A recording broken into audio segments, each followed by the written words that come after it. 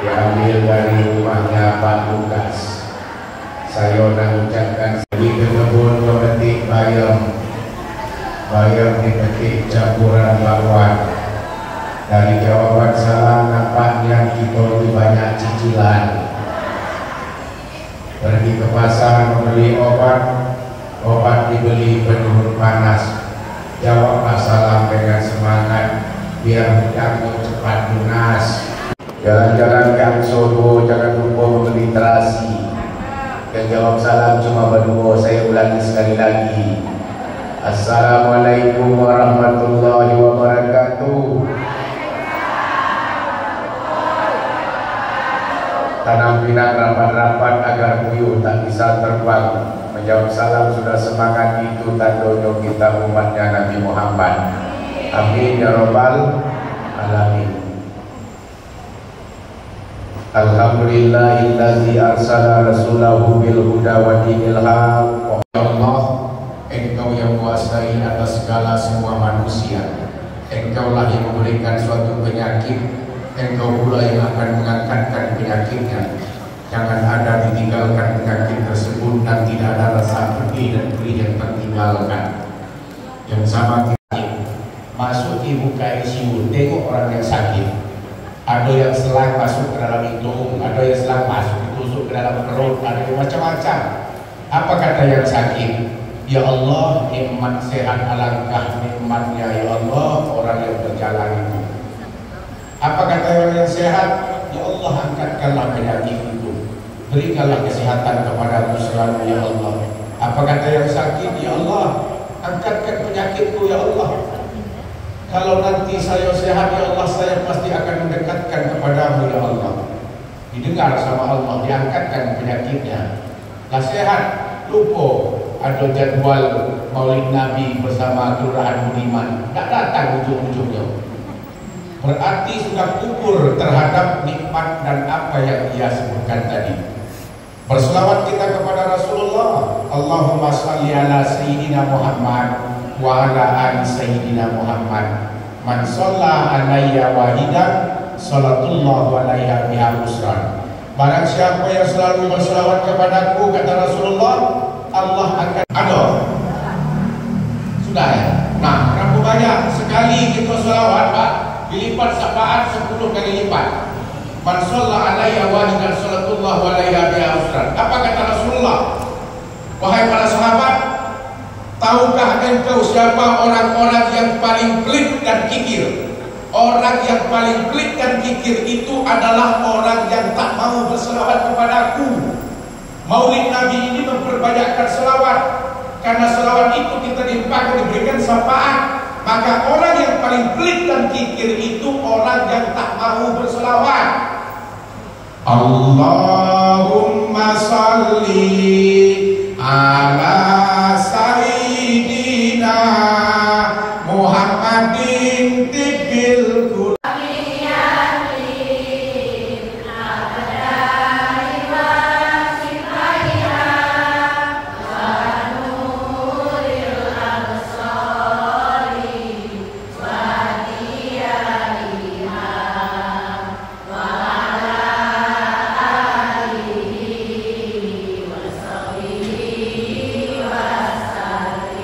Itu sholawat tibil kulub ibu.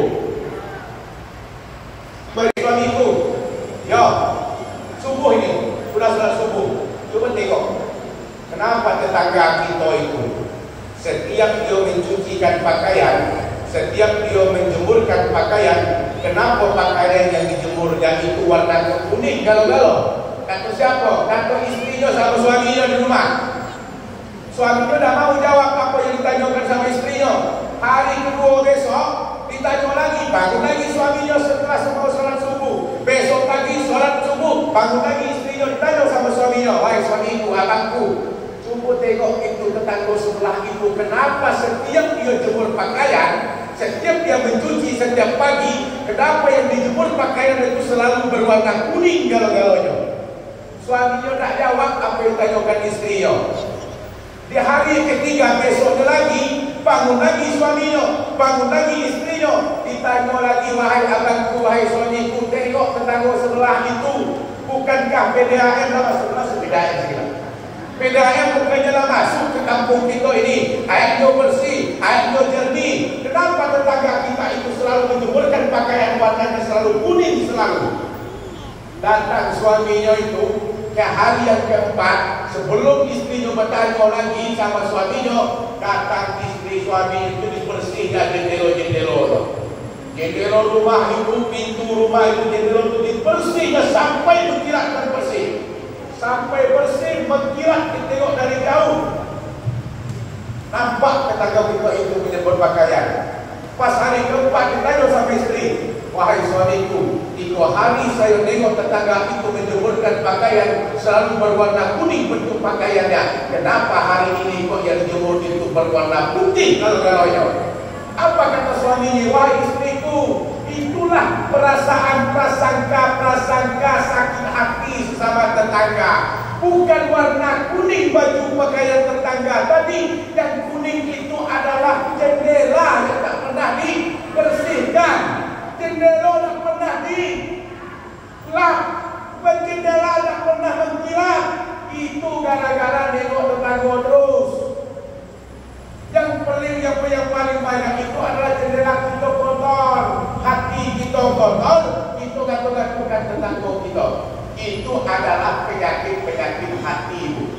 Datang tetangga dibawa kulkas, iri ibu yang sebelah. Datang motor diantar sebelah, iri ibu yang sebelah. Datang lagi bapak yang bangunkan rumah 2 tingkat, dibangun ke 2 tingkat. Datang lagi tetangga 3 tingkat, dia pula bangun 3 tingkat. Mau tak mau kalah. Itu adalah penyakit hati, tipil gulung ibu. Semoga kita terhindar daripada penyakit hati tadi. Amin. Ya Rabbal Alamin. Bapak Ibu yang dimuliakan oleh Allah Subhanahu wa taala.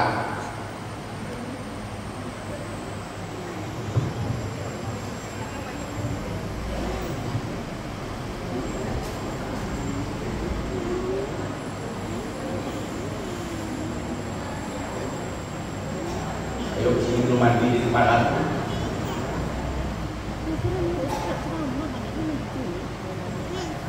Nah, kita lanjut.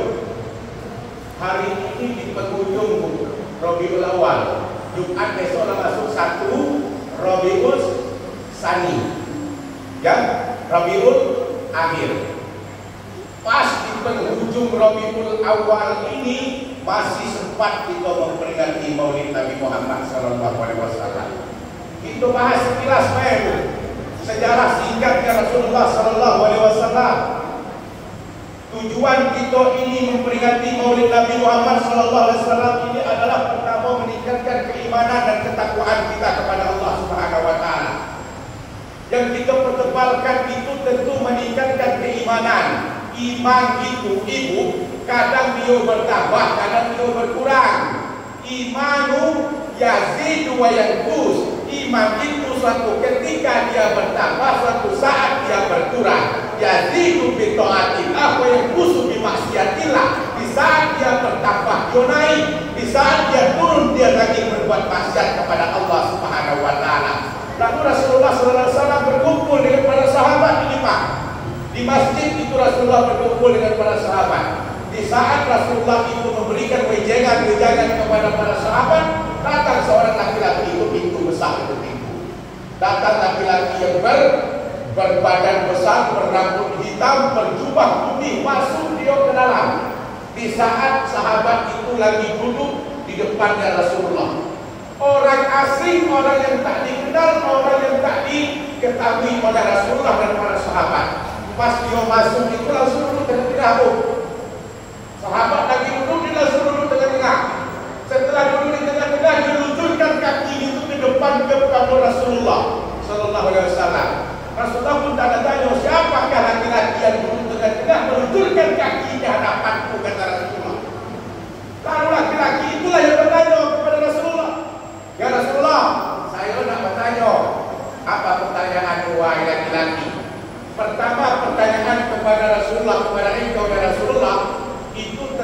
iman. Kira-kira apa itu iman? Apa Rasulullah? Apa kata Rasulullah? Iman itu adalah keyakinan dan kepercayaan. Tasdiqu bil qalbi, takriru bil lisan, wal amal bil arkan. Itu iman kata Rasulullah. Apa yang kita ucapkan dalam hati kita, apa yang kita ucapkan dalam lisan kita, apa yang kita yakinkan dalam hati kita, apa yang kita implementasikan dalam perbuatan sehari-hari, itu iman kata Rasulullah. Apa iman? Iman kita kepada Allah, iman kita kepada Rasulullah, iman kita kepada malaikat Allah, iman kita kepada kitab Allah, iman kita pada hari akhirat, iman kita kepada kabar baik dan hukum Allah. Itu iman kata Rasulullah. Menjawab pertanyaan dari laki-laki tentang iman. Itu yang pertama. Laki-laki itu bertanya lagi, ya Rasulullah. Pertanyaan yang kedua. Pertanyaan yang kedua itu, ya Rasulullah, apa itu Islam, ya Rasulullah? Lalu Rasulullah katakan, wahai laki-laki, Islam itu adalah anta'budullah wa la tusyriku bihi syai'an. Engkau sujud dan menyembahkan kepada Allah, engkau tidak mempersekutukan dengan benda apapun juga. Itu Islam kata Rasulullah. Iqamatis shalah wa ita'iz zakah wa shaumi ramadan wal haji baita man istata'a ilaihi sabila. Engkau mendirikan, menjalankan perintah salat, engkau menunaikan zakat, engkau berpuasa di bulan suci Ramadan, engkau menunaikan ibadah haji jika engkau mampu. Itu Islam kata Rasulullah. Di kota Madinah, antara kota Makkah dan kota Madinah ada satu desa dan kampung, namanya kampung itu kampung Abwa. Itu meninggal mamanya di situ, sakit, ibunya meninggal di pertengahan dari Jambi nak ke Kerinci, nyampe di Saralangun, meninggal ibunya di Saralangun, tengah-tengah ibu di Saralangun itu. Jadilah Rasulullah itu menjadi anak yatim piatu. 6 tahun sudah tidak berbapak, 6 tahun sudah tidak beribu. Rasulullah tinggal di WA, dibesarkan lagi oleh Ummul Aiman, Abdul Muthalib kakek beliau, sampai 8 tahun. Di usia Rasulullah 8 tahun, kakeknya pula meninggal dunia. Berarti sudah usia 8 tahun Rasulullah tidak berbapak, tidak beribu, dan tidak pula punya kakek. Begitu ujian cobaan yang diberikan oleh Allah kepada Nabi Muhammad SAW. Dari kecil itu sudah banyak ujian cobaan yang diterima oleh beliau. Kalau kita sanggup apa indah gitu. Begitulah kisahnya daripada sejarah kelahiran Rasulullah. Setelah kakeknya beliau meninggal, baru dilanjutkan oleh Abu Talib, paman beliau. Di usia 12 tahun, apa kata Abu Talib? Hei Muhammad, sekarang kamu udah usia 12 tahun, ayo kita pergi ke negeri Syam, kita berniaga. Dibawa sama Abu Talib itu Muhammad itu jualan ke negeri Syam. Sampai di sana ada seorang pendeta Yahudi, pendeta Nasrani. Katakan, wahai Abu Talib, ini Muhammad nanti kalau dia besar kakek, dia ini akan diangkatkan oleh Allah derajat dan kedudukannya. Itu kata pendeta itu namanya Muhaira namanya. Pendeta Yahudi, pendeta Nasrani mengatakan kepada Abu Talib, wahai Abu Talib, nanti besar Muhammad ini menjadi orang yang memiliki derajat dan kedudukan yang tinggi. Sampai Nabi Muhammad itu berusia 25 tahun.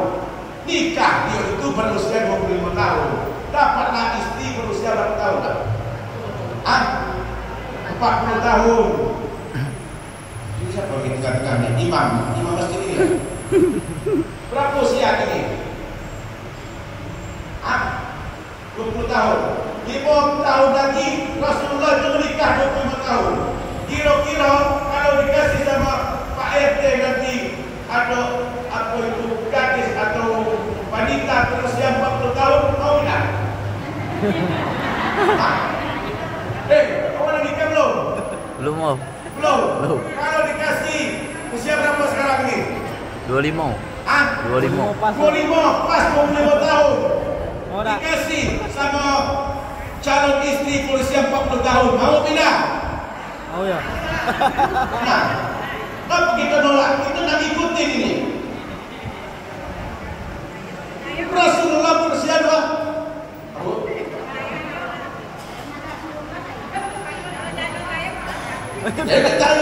Tanya sama beliau. Mau tidak dia? Nah, usia 25 sampai 40 tahun. beliau sampai berusia 40 tahun Mungkin